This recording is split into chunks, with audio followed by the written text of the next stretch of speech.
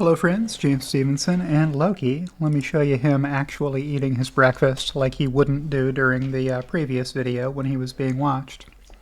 This is a new video. I haven't done one of these before. I'm going to try it, see if people like it. This is just me listening to the earnings call and showing you the notes that I took. I'll update those and maybe pause the audio sometimes and talk about why what they said on the earnings call is perhaps being underappreciated by the market, or add color commentary where appropriate. So with that, I will, let's see, can I line these videos up well? Actually, I don't need to show you the browser window where I'm playing the audio source. It's just going to come through. What I need to do is line up my notes that I took during the live earnings call, and I'll just show you that. Did you eat all your food, buddy? You did? Okay, I'll give you a treat. I'll give you a treat. You actually only ate about half your food, so I'm going to save that treat for later. But I will grab my coffee while I'm over here. Okay, so I got my coffee, I got my earnings call lined up. Loki needs to eat his food. You need to eat your food, buddy, before you can get your reward, okay? You got more food to eat here, buddy. Look at all that food. You need to keep eating, okay? And I will hit play on the audio, and you can follow along with my notes on the screen here. Please limit yourself to one question and one follow-up. Please use the raise hand button to join the question queue. But before we jump into Q&A, Elon has some opening remarks. Elon? Thank you, Martin. So, just going through a 2022 recap. It was a fantastic year for Tesla. It was our best year ever on every level. The team did an amazing job. It's an honor, of course, to work with such an incredibly talented group of people. So in 2022, we delivered over 1.3 million cars and achieved a 17% operating margin, the highest among any volume car maker. I think maybe among any car maker. While doing so, we generated $12.5 billion in net income and $7.5 billion in free cash flow. Importantly, the Tesla team achieved these records despite the fact that 2022 was an incredibly challenging year due to forced shutdowns, very high interest rates, and many delivery challenges. Okay, so good boy, it's worth noting that all these records were in the face of massive difficulties. A credit to the team for achieving that. The most common question we've been getting from investors is about demand. Thus far, so I want to put that concern to rest. Thus far in January, we've seen the strongest orders year to date than ever in our history. We currently are seeing orders at almost twice the rate of production. So I mean that's hard to say whether that will continue at twice the rate of production, but the orders are high, and we've actually raised the Model Y price a little bit in response to that. So we think demand will be good despite probably a contraction in the automotive market as a whole.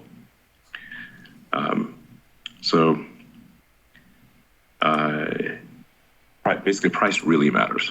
I think there's just a vast number of people that want to buy a Tesla car, but can't afford it, and so these price changes really make a difference for the average consumer. It's sometimes for people who are have a lot of money, they sort of forget about how important affordability is. And it's always been our goal at Tesla to make cars that are affordable to as many people as possible. So I'm glad that we're able to do so. So I think it's a good thing, all things considered. We're also making very good progress on cost control, and we're seeing the costs of production in Berlin and Austin drop commensurate with the growth in production, so as you'd expect. So, with respect to autopilot, as of now, we deployed full self-driving beta for city streets to roughly 400,000 customers in North America. This is a huge milestone for autonomy, as FSD beta is the only way any consumer can actually test the latest AI-powered autonomy. And we're currently at about 100 million miles of FSD outside of highways. And our published data shows that improvement in safety statistics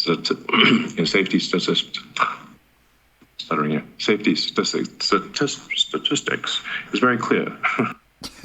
Very, very clear. Have you ever had that word that you just can't get out? I've had that happen before. I've re-recorded videos before because I couldn't get a word out. Sometimes that happens. We would not have released the FSD beta if the safety statistics were not excellent. Regarding batteries, production rate of 4680 cells reached 1,000 cars a week at the end of last year, and we're increasing capacity for 4680 cells by another 100 gigawatt hours, as announced at Giga Nevada yesterday. Our long-term goal is to get to well in excess of 1,000 gigawatt hours of cells produced internally. My watchdog, Loki, is alerting me to something happening outside. What's going on, buddy? You hear something outside? Let me go check. I'll leave the audio going. And continue to use other cell providers. So to be clear, we will continue to use other cell providers, just that the demand for lithium-ion batteries is quasi-infinite and will be for quite some time. So we feel we can scale a lot faster using both suppliers and internally produced cells. And we've got an amazing plan for making the 4680 cell low cost and high energy density. So energy storage also saw record growth, and that is continuing to accelerate. It's always worth remembering that the three pillars of a sustainable energy future are obviously electric vehicles, solar and wind, and then the third key item is stationary storage to store the energy from solar and wind, because obviously the sun doesn't shine all the time and the wind doesn't blow all the time. So if you have those three things, you can convert all of Earth to a fully sustainable situation, many times over, actually. So I would like to just make it clear that there is a path to a fully sustainable future for humanity, and our goal at Tesla is to accelerate progress on that path as much as humanly possible. So so we're obviously ramping up Megapack production, and we expect it to grow at a rate quite a bit faster than our vehicle output. All right, so I guess I'll pause it there for just a second and say, hey, Megapacks, they're going to grow. The comments we're going to hear later from Zach don't allude to amazing, mind-blowing profit margins to come from Megapack. Now, maybe that will happen, but I'm not going to forecast for that to happen. I'm actually going to be reducing my forecast some for Megapack from where I had it previously, to take a more cautious approach to it than I had in the most recent forecast. But I'll hit play again. So, in conclusion, we're taking a view that we want to keep making and selling as many cars as we can.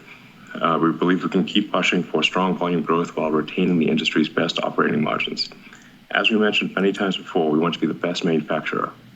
But really, manufacturing technology will be our most important long-term strength. So and we'll talk more about our upcoming plans at the March 1st Investor Day. And lastly, I want to once again thank all of our employees for delivering another record-breaking year. Congratulations, guys. Thanks, Elon. And I think Zach has some opening remarks as well. Yeah, thanks, Martin. So as Elon mentioned, 2022 was a terrific year for Tesla. I also want to congratulate the Tesla team and also say a thank you to our suppliers for your support during quite a volatile year. On a full year basis, revenue increased over 50%, operating income doubled, free cash flows increased over 50%, and our margins remained industry leading. Additionally, we continue to make progress on overhead efficiencies as non-GAAP OPEX as a percentage of revenue improved further. For Q4 specifically, sequential and annual margin was impacted by ASP reductions as we were managing through COVID impacts in China, uncertainty around the consumer tax credit in the US, and a rising interest rate environment. Note that in 2022, rising interest rates alone had effectively increased the price of our cars in the US by nearly 10%. Additionally, COGS per unit has increased on a year-over-year basis, driven primarily by three factors. First is raw materials and inflation led by lithium prices and discussed at length in previous calls. Second, we are working through the early ramp of inefficiencies of our Austin and Berlin and in-house cell production factories. Third, our vehicle mix over the last year has moved more heavily towards Model Y, which carries a slight cost premium to Model 3. Partially offsetting these impacts, we've continued to execute on Tesla controllable cost reductions in line with the progress we've made in prior years. All right, I am going to make a separate video soon that talks about this mysterious word mix in here. So the math is very well known to figure out what the rate versus volume impacts are. Hey, we got this result, we sold this many units at this revenue or gross margin per unit or whatever. You can compare that against either a plan that you had or a prior year or a prior quarter or whatever. That's your base period. It's very straightforward analytics to figure out what the rate and the volume impacts were. But there is this other slice, which is mix. You're not only selling one product, you're selling a bunch of different products.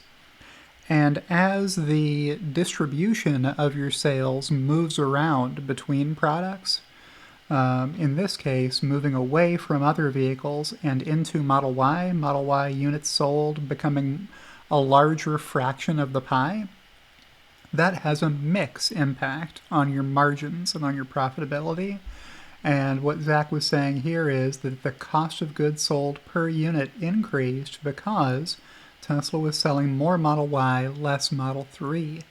So that's interesting color that we got from Zach there, and I'll dive into it more in a future video.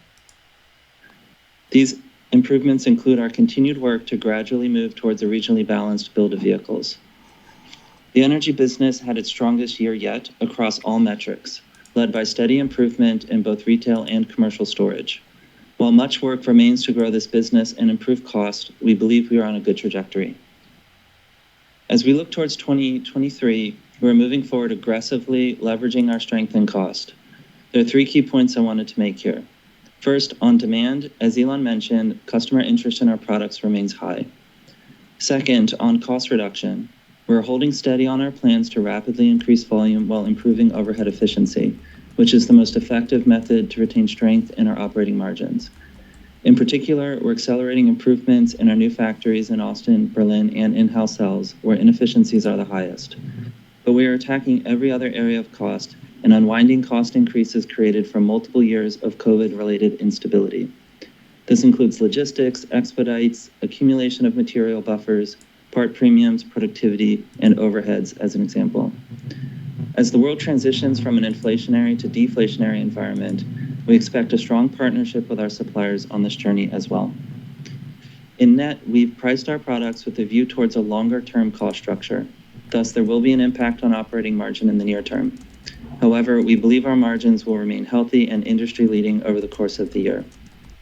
Third, we are continuing to ensure funding is prioritized for our long-term roadmap. This includes expanding in-house cell production, bringing Cybertruck to market, development of our next-generation vehicle platform, expansion of our manufacturing footprint, and growth of the energy business. We're looking forward to discussing these plans in more detail on our Investor Day in a month. Thank you. All right, so a ton of information there from Zach. It was hard for me live to get down all of his comments. He just reads through his prepared remarks so fast. But a lot of good stuff in here. Good to hear energy is coming along well. Steady improvement in retail and commercial storage, so selling well to both kinds of markets, utilities and people, regular folks. Customer interest remains high in buying Tesla vehicles at lower prices, so that's good. Continuing to work on the cost sides of things. I talked about these in my videos about ending the wave, how cost of logistics and expediting can be saved a lot if you just don't scramble to get everything delivered by the end of every fiscal quarter. Let me line up the Loki cam a little better. You just tucked your face right into that stuffed animal, huh, Loki? So good remarks there from Zach. Transitioning to a deflationary environment, that's good for your costs. Cost per vehicle, nominally anyway. Yeah, there will be a negative short-term impact. Interesting that he bothered to set that expectation. But we believe our margins will remain healthy. Healthy does not mean that the margins are going to increase. It means that they're going to be world-class still. So I think Zach expects that in 2023 it's going to be a tough earnings environment for all automakers, and that Tesla will fare better than other companies do. Thank you. Thank you very much, Zach. Let's now go to investor questions. The first question is, some analysts are claiming that Tesla orders net of cancellations came in at a rate less than half of production in the fourth quarter. This has raised demand concerns. Can you elaborate on order trends so far this year and how they compare to current production rates? I think we've already answered that question. Yes, exactly. The demand far exceeds production, and we actually are making some small price increases as a result. Thank you. The second question is in similar vein. What is the initial reaction been to global price reductions in early 1Q 2023, specifically in terms of order intake levels? We've answered that one as well. Yeah. So let's go to the next one. The next investor question is, will Tesla be able to take full advantage of advanced manufacturing production credits for battery cells packs? So $3,700 per long-range Model 3 and Model Y. It's $45 a kilowatt hour. For autos and energy products, and how much does Tesla expect to earn in the coming year from these credits? I'll say a little bit about it, then I think Zach will add some. Long term, we expect these the value of these credits to be very significant. You can do the math. If we were to get anywhere near 1,000 gigawatt hours a year of production, or even a few hundred gigawatt hours, it's very significant. So, but the credits do rely upon domestic manufacturing, and in the case of Panasonic, with domestic manufacturing, we're splitting the value of the credits. So the value of the credits this year will not be gigantic, but I think it could be gigantic in the future. We think it probably will be very significant in the future. Yeah, just to add and put some boundaries on what we're expecting in terms of impact to Tesla for this year. So different products we think will get different amounts of credit. The regulations here are still in flux, and there continues to be updates. So this is just our best understanding at the moment. But we think on the order of 150 million to 250 million per quarter this year, and growing over the course of the year as our volumes grow. And part of the work we're doing here, which is part of what this incentive package is trying to incentivize, is, as Elon mentioned, to move more manufacturing onshore in the United States. which is Tesla's plans anyways. And so I think we're pretty well positioned over the coming years to take advantage of this. But then also, part of what the goal of this incentive package is to improve adoption from our customers. And so we also want to use these incentives to improve affordability as we think about what the price points are on our products going forward. And so as we were thinking about our pricing changes in the US a couple of weeks ago that we announced, we were looking at what the credit benefit to Tesla would be to make sure that customers are able to receive the benefit not only from this that we're receiving to some extent, but also on the consumer-facing side, which is currently $7,500 per car of tax credit, assuming that subject to the MSRP caps and the income caps. So we want to use this to accelerate sustainable energy, which is our mission and also the goal of this bill. Thank you very much. The next question from investors is, after recent price cuts, analysts release expectations that Tesla automotive gross margin excluding leasing and credits will drop below 20%, and average selling price around $47,000 across all models. Where do you see average selling price and gross margins after the price cuts? Yeah, go ahead. Yeah, I'll jump in on this. So, there's certainly a lot of uncertainty about how the year will unfold, but I'll share what's in our current forecast for the moment. So, based upon these metrics here, we believe that we'll be above, both of the metrics that are stated in the question. So 20% automotive gross margin, excluding leases and red credits, and then 47K ASP across all models. And so, two other comments I want to make on this, just tactically on sequential ASP changes from Q4 to Q1. Just as a reminder, the ASP reduction is not as large as the reduction in configurator prices. As in Q4, we had backlog customers that we're delivering cars to at a lower price book, given that backlogs had been so long for so much of 2022. But then also there are various programs in place that we used in Q4 that lowered ASPs. All right, I tried to explain that a couple of times to folks in my forecast. Hey, Tesla was offering $3,750 incentives in the U.S. to pick up your Tesla in December to take delivery before the $7,500 tax credit went into effect. And that was regardless of whether you actually qualify for the $7,500 tax credit or not. So pretty good deal for a lot of folks, I imagine, who took delivery in December and wouldn't have qualified to get any benefit this year. And then it was raised to $7,500 toward the end of December. So that's a huge discount that lowered ASPs in Q4.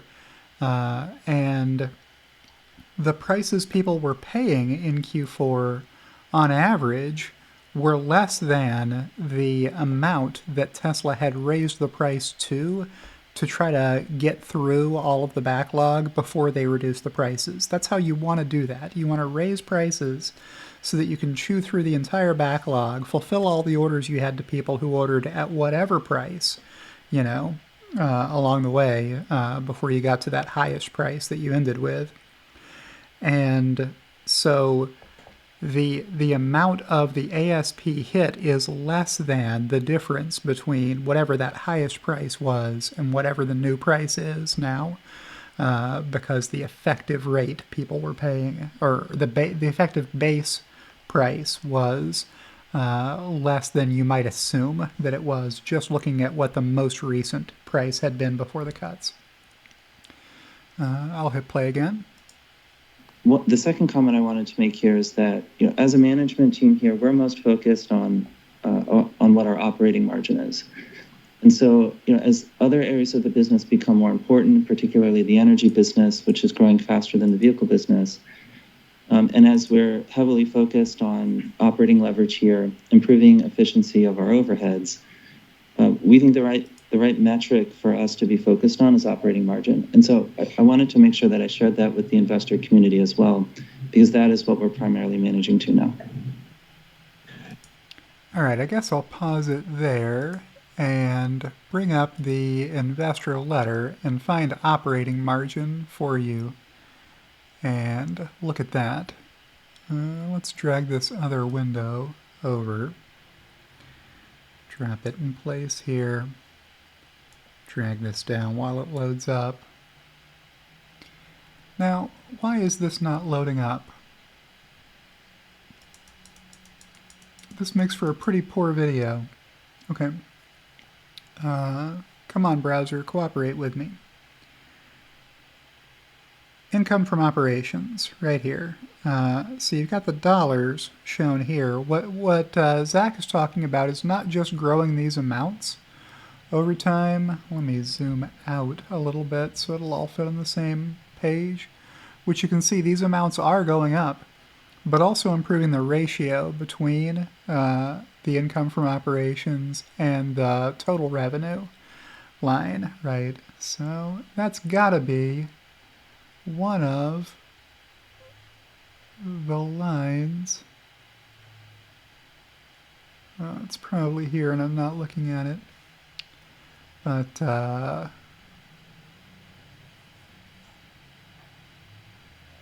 lot of good information in the investor letter here, but it makes it hard to find what you're looking for. Maybe it was in the beginning of the presentation, and then I can pay off what I'm talking about a little better. Yeah, there it is. Operating margin, negative 1.8, negative 0.3, positive 6.3, that's good. Positive 12.1, that's good. Positive 16.8, okay, here in 2022.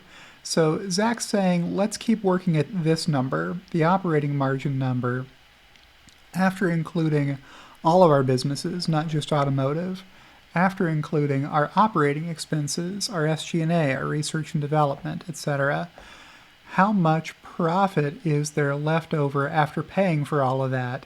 This is the controllable metric. This is the place we're going to focus our efforts, trying to make this 16.8% grow. And you can do that by growing the energy business if you can get the energy business's gross margin above this number, right? Then any improvement that you're doing will fall through to helping your operating margin grow to be a bigger number. Okay, I'll switch back over now to keep playing. Yes, The conference call. Something that I think some of the smart retail investors understand, but I think a lot of others maybe don't, is that the every time we sell a car, it has the ability just from uploading software to have full self-driving enabled, and the full self-driving is obviously getting better very rapidly. That's actually a tremendous upside potential, because all of those cars, with a few exceptions, I mean, only a small percentage of cars don't have hardware 3. So that means that there's millions of cars where full self-driving can be sold at essentially 100% gross margin. And the value of FSD grows as the autonomous capability grows, and then when it becomes fully autonomous, that is a value increase in the fleet that might be the biggest asset value increase of anything in history. Yeah, so this is something I've been preaching for a long time. It's modeled into my forecast that the FSD revenue is going to grow over time, and that revenue is going to flow through to the bottom line at, as Elon said, 100% or close to 100% gross margin, because the variable cost on selling one more FSD software download to somebody is extremely low relative to the amount they're paying for that software, which is currently $15,000 to buy, or a monthly subscription that's currently $200 but could continue to rise as FSD software becomes more valuable. So it's one of the big reasons why my forecast for Tesla EBITDA grows a lot in 2024 and 2025, because if that FSD team can nail zero intervention FSD capability most of the time worldwide, that's going to be a lot more valuable to a lot more people, and it won't stay a secret for long. That's going to raise the take rate on new cars buying FSD. It's going to raise the number of subscriptions for FSD, pure profit. And as Elon just mentioned, it's going to raise the number of people who already own a Tesla in the fleet, or will between now and then, who upgrade to full self-driving once they're convinced that it's worth the money to pay for. Thank you. Let's go to the next investor question. Since Elon started political influencing, polls from Morning Consult and YouGov show Tesla brand You could crush them with your life. Show Tesla brand favorability declining in 2022 and division among parties and lines. Such brand damage can impact demand. Does Tesla track favorability, and how will any brand damage be mitigated? Well, let me check my Twitter account. Okay, so I've got 127 million followers. It continues to grow very rapidly. That suggests that I'm, reasonably popular. It might not be popular with some people, but for the vast majority of people, my follow count speaks for itself. I'm the most interactive account, social media account, I think, maybe in the world, certainly on Twitter. And that actually predated the Twitter acquisition. So I think Twitter is actually an incredibly powerful tool for driving demand for Tesla. And I would really encourage companies out there of all kinds, automotive or otherwise, to make more use of Twitter, and to use their Twitter accounts in ways that are interesting and informative, entertaining, and it will help them drive sales, just as it has with Tesla. The net value of Twitter, apart from a few people are complaining, is gigantic, obviously. Thank you. Let's go to the next question. Please provide a detailed explanation of where you are on the 4680 ramp. What are the current roadblocks, and when do you expect to scale to 10,000 vehicles a week? Yeah, thanks, Martin. First, I just want to say congrats and thanks to the Tesla 4680 team for achieving 1K a week in Q4. It was no small feat. Definitely a result of, more than a couple of years of hard work. As far as where we stand in Texas, 1 of 4 lines are in production, with the remaining 3 in stages of commissioning and install. Really, our 2023 goal as a 4680 team is to deliver a cost-effective ramp of 4680s well ahead of Cybertruck. Focus areas are dialing in and improving the quality of the high-volume supplied mechanical parts and driving factory process yields up as much as possible. Between the two of those things, if we achieve those key goals, we'll be well set up for a major 4680 year in 2024. Thank you. Next investor question is, Elon said previously that FSD hardware 4 will most likely come first in Cybertruck. Is that still the current plan? Do you expect there to be an upgrade path for hardware 3 cars to hardware 4? Yeah, Cybertruck will have hardware 4, and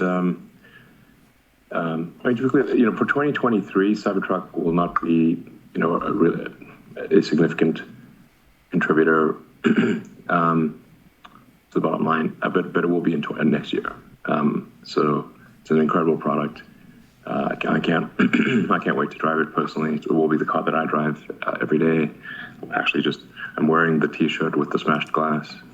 I have to pause the video right there. Just show you which T-shirt I'm wearing today in honor of Elon wearing this T-shirt during yesterday's earnings call.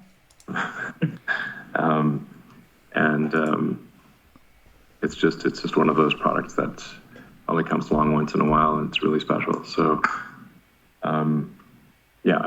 So, with respect to upgrading cars that have hardware 3, I don't think that will be needed. Hardware 3 will not be as good as hardware 4, but I'm confident that hardware 3 will still far exceed the safety of the average human. So what we're aiming for is how do we get ultimately to, let's say for argument's sake, if hardware 3 can be, say, 200 or 300% safer than human. Hardware 4 might be, 500 or 600%. There will be a hardware 5 beyond that.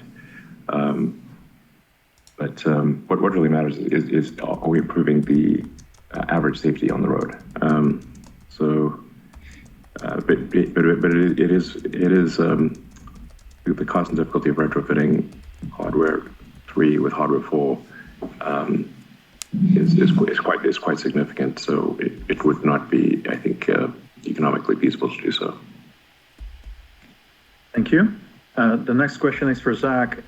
Zach, when do you think Tesla insurance will become big enough revenue source to warrant providing more details in the financials of the business so investors can compare it to other insurance companies? Yeah, I think it's probably going to take some time before this business is large enough for specific financial disclosures. But I'm happy to provide an update on where we stand in the business. So we're currently at a $300 million annual premium run rate as of the end of last year. We're growing 20% a quarter, so it's growing faster than the growth in our vehicle business. And in the states in which we're operating, on average, 17% of the customers in those states are using a Tesla insurance product. So and that number continues to tick up as we spend more time in markets. And we see most of the adoption occurring when folks take delivery of a new car, as they're setting up insurance for the first time, as opposed to going back and switching when they already have insurance set up. So there's an inherent stickiness in the insurance business. But yeah, sorry, go ahead.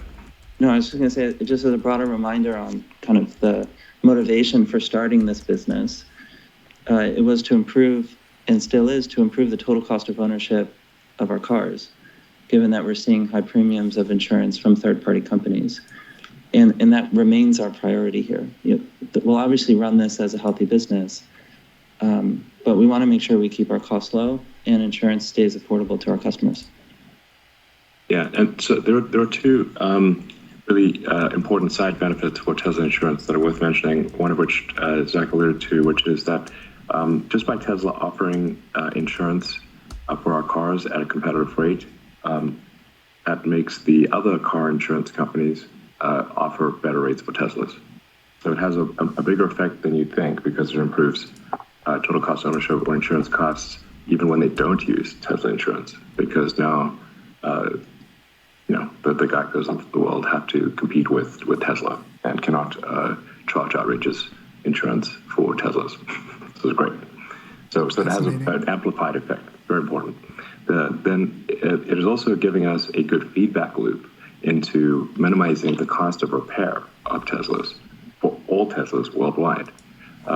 Because we obviously want to minimize the cost of repairing a Tesla if it's in a collision, and for Tesla insurance.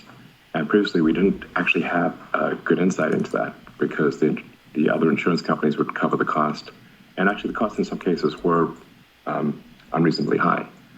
So we've actually adjusted the design of the car and made changes in the software of the car to minimize the cost of repair. Obviously, minimize the best repair is no repair. Avoid the accident entirely, which since every Tesla comes with the most advanced active safety in the world, whether or not you buy full self-driving, you still get the intelligence of full self-driving for active safety, active collision prevention. So it's giving us this really good feedback loop for, again, reducing total cost of ownership, and also just figuring out how to get, if somebody's car is in an accident. Most accidents are actually small. They're like, a broken fender or scratched side of the car or something like that. They're not, that's the vast majority of accidents. But we're actually solving how to get somebody's car repaired very quickly and efficiently and back in their hands. And like I said, those improvements actually apply then to all cars. And we're making, just to emphasize another key point, because some of these points might be lost, so I apologize for being repetitive, but it's remarkable how small changes in design of the bumper and improving obviously improving the logistics of providing spare parts needed for collision repair have an enormous effect on the repair cost. So if you're waiting for a part to get repaired and that part takes a month, now you've got a month of having to rent another car. It's very extremely expensive, and of course you're missing the car that you love and actually want to drive. So this is actually a very significant effect on total cost of ownership and customer happiness. I thought that was really fascinating insight there on the insurance business and how it's beyond the financial results that you can see hitting within that services and other division of Tesla where they report the numbers. That 300 million Zach was referring to as part of the services and other line on the income statement, but it's also helping them improve the business of Tesla in those ways Elon just talked about. Pretty cool stuff. Thank you. The next question from investors is Cybertruck production still on track for mid-year? We do expect production to start, I don't know, maybe sometime this summer. But I always like to try to downplay the start of production because the start of production is always very slow. But it increases exponentially, but it's always very slow at first. So I wouldn't put too much stock in start of production. It's kind of when does volume production actually happen, and that's next year. Thank you. Yeah, that's right, Elon. Like, just to emphasize on that, we've started installation of all the production equipment here in Giga, Texas. Castings, GA, General Assembly, body shops. We built all our beta vehicles, some more coming still in the next months, but as you said, the ramp will really come 2024. Yeah, exactly. Thank you. And the last investor question is, with near infinite global demand for energy storage, yeah, seriously, where should Tesla build the next megapack factories? How many are needed on each continent? It's a good question. It's not something I think we'll provide an update about that in the future, but it's something we're thinking about very carefully. Really kind of like, what is the fastest path to 1,000 gigawatt hours a year of production? You'll see announcements come out later this year and the next that answer that question. Thank you. Okay, and now let's go to analyst questions. The first analyst question comes from Rod Latch from Wolfe Research. Rod, feel free to unmute your mic. I think I'm unmuted. Can you hear me? Yes, we can. Okay, thank you. Firstly, it sounds like your 1.8 million unit volume indication for this year is somewhat more supply constrained than demand constrained. Then I have a follow-up on cost, but is that an accurate statement? Well, okay. I mean, our internal production potential is actually closer to 2 million vehicles, but we're saying 1.8 because I don't know. There just always seems to be some friggin' force majeure thing that happens somewhere on Earth, and we don't control if there's like earthquakes, tsunamis, wars, pandemics, etc. So if it's a smooth year, actually, without some big supply chain interruption or massive problem, we actually have the potential to do 2 million cars this year. We're not committing to that, but I'm just saying that's the potential. So, and I think there would be demand for that too. Yeah. All right, so there it is. Elon torpedoing the conservative guidance that they set as the expectation for 1.8 million vehicles. That was going to get some criticism no matter what because Tesla ended the year at a production rate of more than 430,000 vehicles. So if you just multiply that number by 4, You get to 1.7 million already with no improvement in the rate of production at all versus where Tesla was during Q4 of 2022. So my forecast is going to have substantially more vehicles produced than 1.8 million in it. Now, I do expect Tesla to be producing more than they deliver every quarter throughout 2023 as they continue to end the wave. But don't be surprised to see a much higher number in my forecast than 1.8 million. It seems like 1.8 million was a low ball so low they couldn't even make it through half of one earnings call holding to it without folding like a lawn chair. Thanks for clarifying that. And on the cost side, the numbers that we just saw from you, as you pointed out, were weighed down by the 4860 ramp, the Berlin, Austin, gigacastings processes not at rate. Can you give us a bit of an indication of the headwind that you're absorbing from those things like you did last quarter? And then lastly, on cost, do you think that we can tease out an interesting data point from on where battery costs are headed from this announcement that you just made last night? If I'm correct, it looks like the investment cost per kilowatt hour is less than half of what I've seen anywhere else, maybe $30 a kilowatt hour for that capacity. I don't think we want to say the specific number, but it's interesting if you look at the size of Giga Nevada that is allocated to make 100 gigawatt hours is a small fraction of the size that currently makes about 35. Yeah, I mean, the goals we outlaid at Battery Day on reducing the investment required to deploy cell manufacturing, I mean, that's been a key focus of ours, and the team is doing a good job hitting the marks on that focus. Yeah, and it goes back to the point I was making, and I said this several years ago. I think Tesla's really the competitive strength that will be by far the hardest for other companies to replicate is Tesla being just damn good at manufacturing and having the most advanced manufacturing technology in the world. And if you've got that sort of advanced manufacturing toolbox, you can apply it to many things.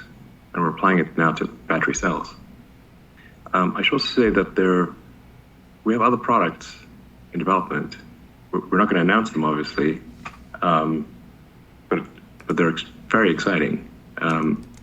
And I think we'll blow people's minds when we reveal them. Tesla has the most exciting product roadmap of any company on Earth by a long shot, and we'll continue to, I think, be in that position. We got more great ideas than we know what to do with here. So the future is very exciting. As I said in the last call, there's going to be bumps along the way, and we'll probably have a pretty difficult recession this year. Probably, I hope not, but probably. And so one can't predict the short-term sort of stock value because when there's a recession and people panic in the stock market, then prices of stocks, both value of stocks, can drop sometimes to surprisingly low levels. But long term, I am convinced that Tesla will be the most valuable company on Earth. Thank you. And I think, Zach, there was a question on cost headwind in Q4. Yeah. Our weighted average COGS for the company, if you were to assume Austin and Berlin were at the cost structure of our other factories, it was on the order of 2,000 to 2,500 of headwinds. So I think from there you can back into margin impact of those factories as of end of Q4. Thank you very much. And let's go to the next question from Pierre Ferragu from New Street Research. Pierre, please go ahead. Thanks, Martin. Can you hear me well? Yes. Yeah. Excellent. Zach, I'd like to follow up on the data point you just gave on cost. If I look back at the COGS per car, you guys bottomed close to $36,000 in the middle of 2021. And then the number went up as you had to face with inflation in input costs and the ramp of Berlin and Texas. And this quarter, I think we are close to 40K, and we peaked maybe close to $42,000 at some point last year. And so my question from here is, how much time do you think it takes you to get back to this kind of 36K, which would mean, you know, Berlin and Texas and like the input cost, all that stuff is normalizing. Is that like, and that would be like a kind of like a 10% decline in the COGS per car. Is that something we can hope to see this year, or is that too optimistic? You know, the Austin and Berlin ramp in efficiencies in 4680 will make a substantial amount of progress on that over the course of the year, and that's within Tesla's control. We're doing a lot of work on cost reduction outside of that, and we talked about supply chain costs, expedites, logistics, attacking everything. You know, on the raw materials and inflation side, where lithium is the large driver there, and this was a meaningful source of cost increase for us, you know, we'll have to see where lithium prices go. And, you know, we're not fully exposed to lithium prices, but I think in general, is what we've seen from our forecasts here, cost per car of lithium in 2023 will be higher than 2022. So, you know, that's a headwind that would have to be overcome to return back to those levels.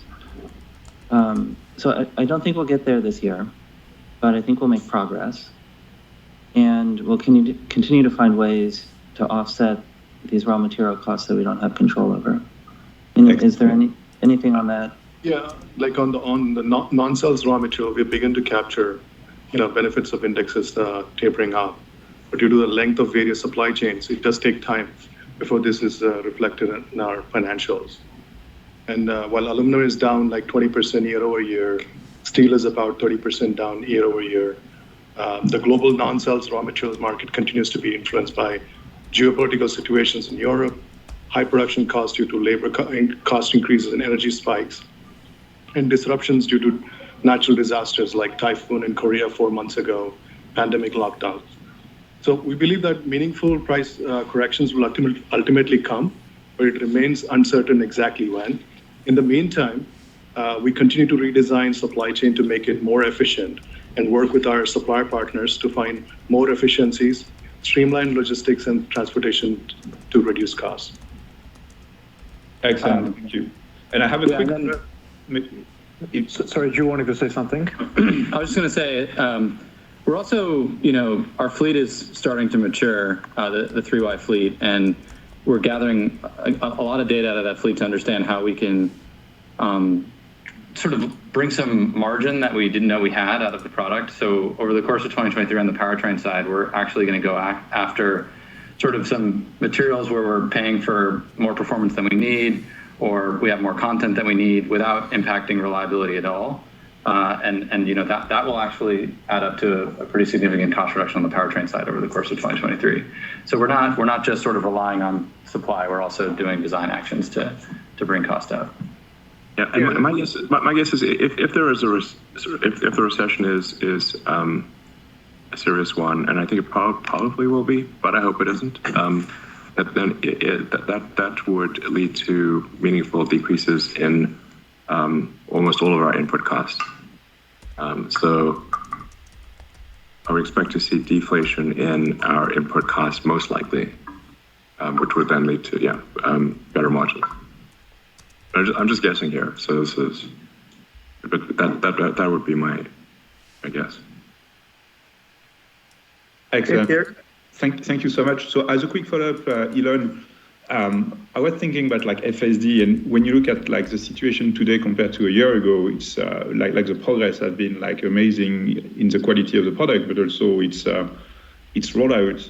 And so I was wondering, how much is this like impacting the take rate of FSD today? So do you already see that people are getting more excited by FSD because they see it around them on 400,000 cars and they see the value of the service already?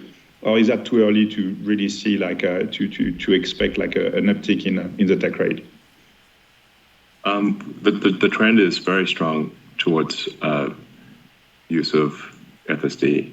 And as you allude to, with each incremental improvement, the enthusiasm obviously increases. I think something that still a lot of people out there don't quite appreciate is that Tesla, I've always said like Tesla is as much a software company as a hardware company, but Tesla is really one of the world's leading AI companies. This is kind of a big deal, both AI on the software side and on the hardware side. With the hardware 3 inference computer, still the most efficient inference computer in the world, despite being at this point 5 years old from the design point. And with hardware 4 coming, and then hardware 5 beyond that, where there are significant leaps. The Dojo computer, we expect to be using that operationally at Tesla later this year.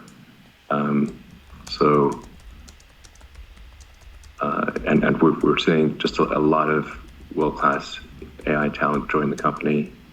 There's also the long-term potential of Optimus, where we're able to use our expertise in electric motors and power electronics, batteries, and advanced manufacturing to be able to make a humanoid robot that is actually useful and can be made at high volume with exceptional capabilities because of the autopilot AI that where we take because the car is like a robot on 4 wheels and the Optimus is a robot on legs. But as we get closer and closer to solving real-world AI, and we don't see anyone even close to us in achieving this. The value. I think you appreciate this, and a few others do, but most don't know what I'm talking about. And so, but this is the thing that has order of magnitude potential market cap improvement for Tesla. All right, there you have it from Elon again. He mentions this periodically, but still few understand. Few, period.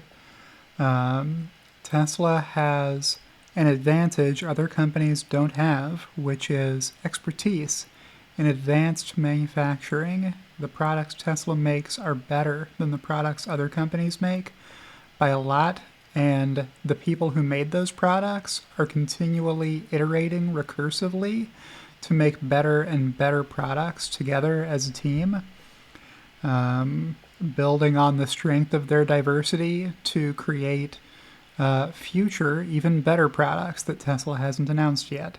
Part of the reason not to announce it is that you don't want to Osborne your current products by telling people that if they wait, there will be a better product that might cost less, right?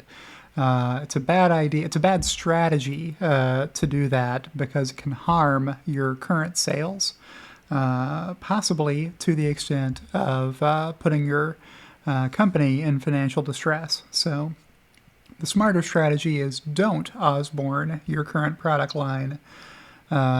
Wait until your new products that are better or more affordable or both are ready to go, and then announce them, and then you have a short window where you have some people deciding not to buy your current products because they're waiting for the future ones. Thank you. And the next question comes from Alex Potter from Piper Sandler.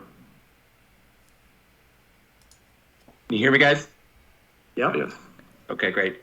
So quick one on FSD. This, I guess, for Zach. Obviously, you unlocked some deferred revenue in the quarter that'll translate presumably into higher margins on every incremental sale going forward, so long as people opt in for FSD. But was wondering if you're able to disclose the percentage of the $15,000 price that you're not going to be able to recognize as revenue up front rather than deferred. Yeah, I mean, the way that we've structured this is a full self-driving package is 2 components. There's enhanced autopilot, the price of which is listed on the website. We fully recognize that.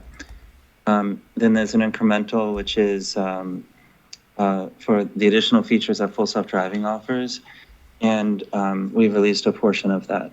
And then there's a minority of the total package that's remaining that will be released over time as software updates are there. And in our shareholder letter, in addition to disclosing the dollar amount of the deferred revenue release, we also included in there the dollar value of the balance of unreleased deferred revenue that will be released over time with future software updates. Okay, great. And then maybe one additional question here on the... So Zach pointedly did not answer the question that was asked there by Alex Potter. Poor Alex. He just wanted to know, hey, what percentage do you recognize up front? And Zach's answer was, some of it. Great. I knew that already. Thanks, Zach. But there was a polite answer from Zach saying, I'm not telling. Incremental capacity in Nevada, the 4680s that you're planning. It's a lot of batteries, obviously, and presumably you won't be putting all of those in Tesla Semi. So I guess two questions about that incremental capacity. First, is it correct to assume that all of those 4680s are going to be more or less fungible and usable in your entire range of products? And if the answer is yes, then if you had to guess, how do you think that 100 gigawatt hours would be allocated between your various end markets? I don't know. This is a bit too much guessing at this point. Yeah. But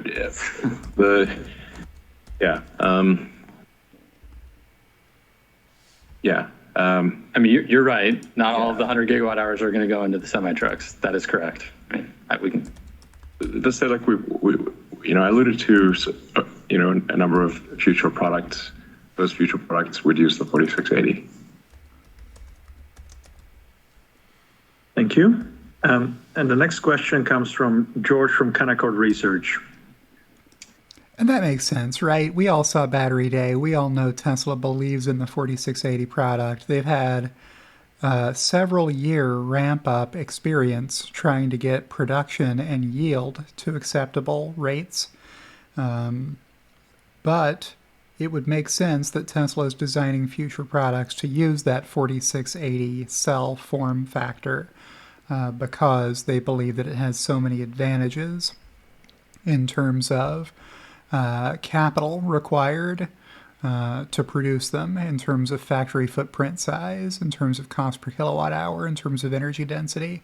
If you believe the 4680 is a superior solution for powering your products, then yeah, you're going to make your future products use that kind of battery. Hi everyone, thanks for taking my question. So you recently adjusted prices, and that may have put many of your competitors in the back foot. In addition to that, capital markets have recently gotten a lot tougher. So with those factors in mind, I'm curious how you see the current competitive landscape changing over the next few years, and who you see as your chief competitors 5 years from now. Well, 5 years. 5 years is a long time.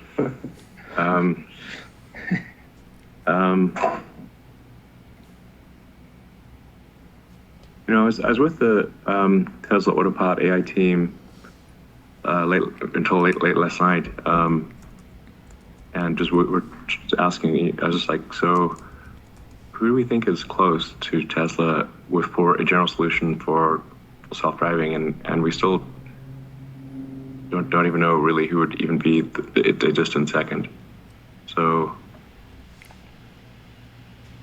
yeah, it really seems like we're. Right now, I don't think you could see second place. And I hear people screaming at me right now, well, Waymo is in second place, right? Waymo isn't in second place. Waymo has a geofenced solution, and what Elon is addressing in the conference call here is a non-geofenced AI neural net solution for full self-driving. Tesla is working on one of those, and nobody else is. They've got LiDAR high-definition, pre-mapped environments that they can operate cars in, and they can run robotaxi services that charge customers for ride-sharing. But if you want to go anywhere outside the geofenced area of that, it's not available. It's with a telescope. So, or at least we can't. That won't last forever. So in 5 years, I don't know, probably somebody has figured it out. I don't think it's any of the car companies that we're aware of. But I'm just guessing that someone might figure it out eventually. So, yeah. I mean, beyond that, Elon, like in the vehicle space, even though the market's shrinking, we're growing, and EVs have doubled almost year over year. So, like, whoever keeps up with the trend of the EVs is going to be our competitor. And you know, the Chinese are scary. We always say that.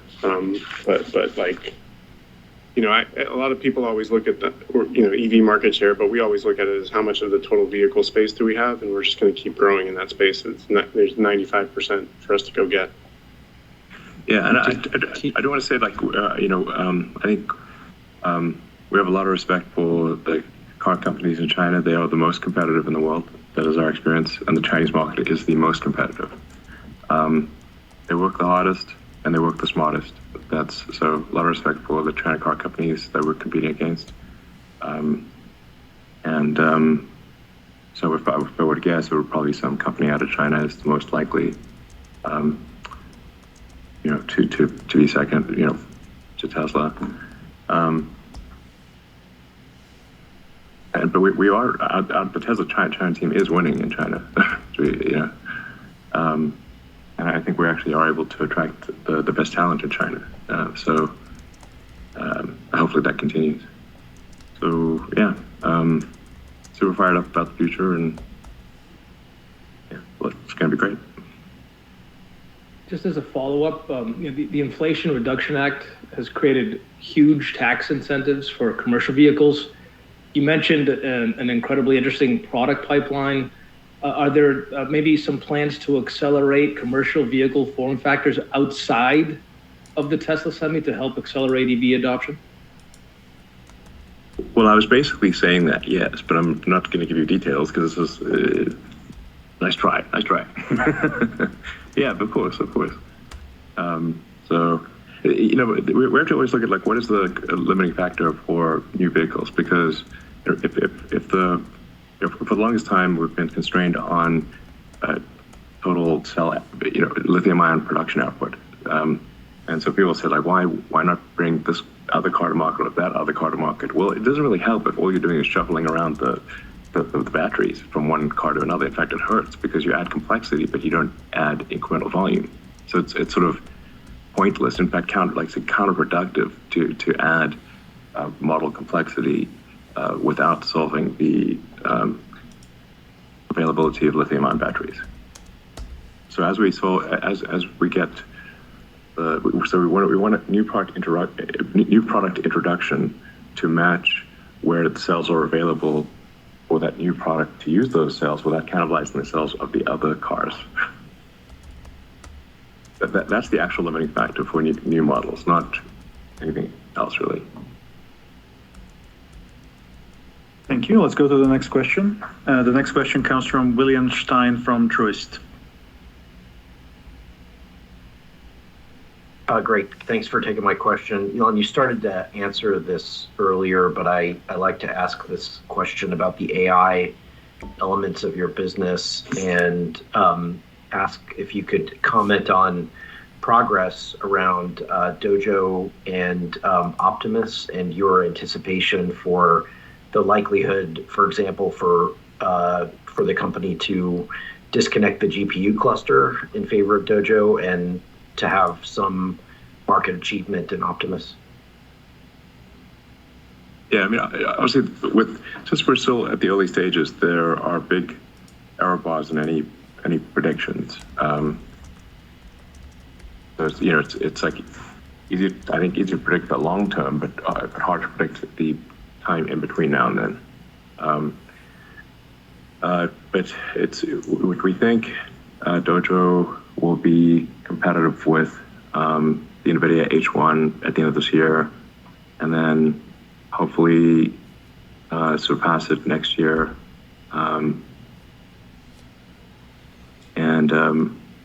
The key there is like I think what's the energy usage required for a given amount of if you're training a frame of video,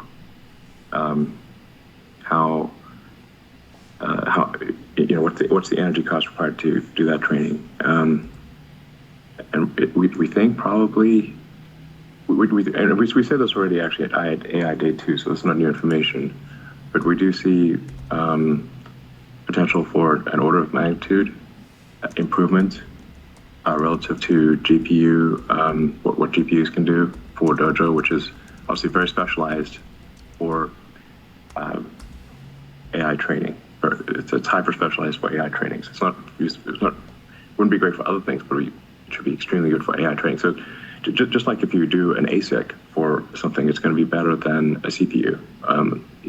This is sort of in some ways like a giant ASIC, and we're able to. Since we're operating one of the biggest GPU clusters in the world already, we've got a good sense of how efficient the GPU clusters operate and what Dojo needs to do in order to be competitive. But we think that it does have a fundamental architectural advantage because it's designed not to be the GPU is trying to do many things for many people. They're trying to do graphics, video games. It's doing crypto mining. It's doing a lot of things. We're just doing one thing, and that is training. And we're also optimizing the low-level software so that it at a very sort of bare metal level. So it's just insanely good at efficient training. And the intercommunication between the Dojo modules is extremely high. You're not going across an Ethernet cable. It's like, so anyway, we see a path to an order of magnitude improvement in the energy efficiency per given unit of training. But we also have to achieve that, and so when will it be achieved? It's hard to say, but we do see a path to get there.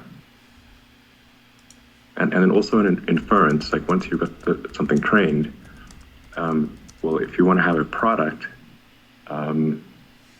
that's a consequence of that training, and that product may not be anything to do with cars, then the efficiency of inference is extremely important.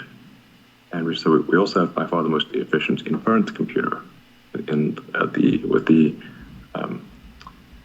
FSD computer in the car. This has potential for products that aren't even really in automotive. Thank you. William, do you have a follow-up? Yeah, it sounds like the 1.8 million units you expect this year is supply, not demand limited supply. It sounds like by the lithium batteries. If you were to become demand limited, can you talk to us about your propensity to use price and your relatively high industry margins to grow units and share? Yeah. To be clear, the 1.8 million is not self-supply limited. We did address that number earlier in the call. If you want to answer. Yeah, it's roughly. A self-supply is roughly matched with that, and this is 1.8 million cars. If we get lucky, it could be more, and then the rest would go into stationary storage, the Powerwall and Megapack.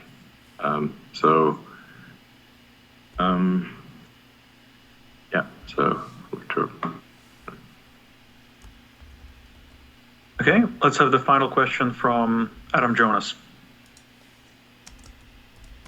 Hi, Elon.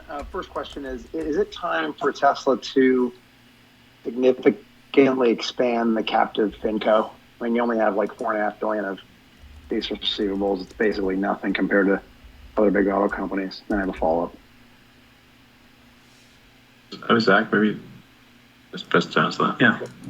Yeah, I mean, the way that we've been using captive financing so far is to plug what we believe to be gaps in the market of existing third-party products. And so we have a couple of offerings in Europe. We do loans for our energy business, retail energy business here in the US. We do leasing, and we do a small amount of US loans that are very targeted. And so we're using captives to support market gaps, as I mentioned. So basically as a vehicle to support vehicle sales, make sure customers have access. I do think there's opportunity here to continue to grow this. We are growing it slowly here. It is a consumer of cash, so we're being cautious on how we do that. But you know, the plumbing is in place to do a lot more here. And I think we'll have to see how things unfold over the course of the year and make decisions real time as to how much we ramp it up versus ramp it back. I think if we see a severe recession this year, which, like I said, hopefully we don't, in severe recessions, cash is king big time because it's in such short supply. So we want to be cautious about using cash for loans and that sort of thing for cars. You know, I feel we're in a very strong position to get through a recession because we really don't have any debt, and we've got over $20 billion of cash, which is great. Actually, the cash is earning a ridiculous return, not a good return. So it's like non-trivial. The interest rate is actually means the 20 billion is earning like quite a good amount. So, and I've made this point on Twitter a few times, and I'm sure a lot of people on this call understand the basic value of a security is a function of the risk-free rate, or we'll see how risk-free it really is, but of the T-bill rate. So if you've got, I think if I recall correctly, the S&P 500 has a long-term rate of return of roughly 6%. And so I think the Fed needs to be very cautious about having a Fed rate that potentially exceeds 6%. If we see deflation, and I think we are seeing deflation, then you would add the deflation number to the in quotes risk-free rate from the Fed, and as that starts to exceed 6%, now you're starting to exceed the long-term return of the S&P 500, and it starts to become questionable as to why not just put your money in T-bills or a savings account essentially instead of in the S&P 500 if the S&P 500 is variable and the bank interest rate is not. This is so basically the Fed is at risk of crushing the value of all equities. This is quite a serious danger. Thanks, Elon. And just a follow-up. I don't want to steal thunder from March 1st down in Austin, but how close are we to that step change improvement in BOM cost, where you could sell an EV for under 25 or 30,000 bucks and actually generate a profit? That kind of real moving assembly line moment in manufacturing. Again, don't want to steal the thunder, but just if you wanted to kind of wrap up with thoughts there, that'd be helpful. Oh, man. Thanks, Elon. I mean, I'd love to answer. If I were you, I'd probably be asking the same question, but we would be jumping the gun on future announcements. Fantastic. Thank you very much, everyone, for all your good questions, and we will see you again in 3 months' time. Thank you. Thank you. Bye-bye. Awesome. So that's the end. That is the end of the conference call. So really good place to end. That we can be optimistic about looking forward to the future and product announcements. Even Loki got interested toward the end there, perking up. ears at attention, trying to make sure he understands what they're saying on the earnings call. So, unscripted, as always, that was my video for today. If you want to comment with what you wished I would have said or talked about, let me know. Or if you have any questions. Let's go back and outro and say if you enjoyed today's video, click the like button. And if you're not subscribed to my channel already, why not go ahead and subscribe to my channel and click the notification bell to get alerted when I post fresh content. And thank you to anyone who supports me through Patreon or by joining my YouTube channel, especially my executive producers, Kathy Kitchler and Halter Ferguson Financial. And I will see you in the next one.